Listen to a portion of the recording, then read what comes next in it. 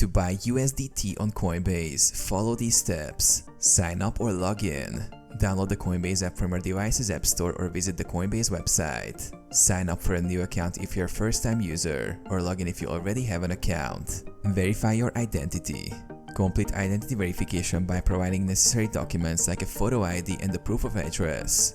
This step is mandatory to comply with regulatory requirements. Add a payment method. Navigate to the payment method section in the app or the website. Add a payment method such as a bank account, debit card or credit card. This will be used to fund your USDT purchase. Deposit funds. If necessary, deposit funds into your Coinbase account from your linked payment method. This step ensures you have money available for purchasing USDT. Buy USDT. Go to the Buy or Sell tab.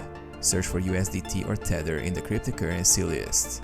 Select it, enter the amount you wish to buy, and review the transaction details, including fees. Confirm purchase. Click Buy Now to complete the purchase. Review the order and confirm. Check your wallet. After purchase, USDT will appear in your Coinbase wallet.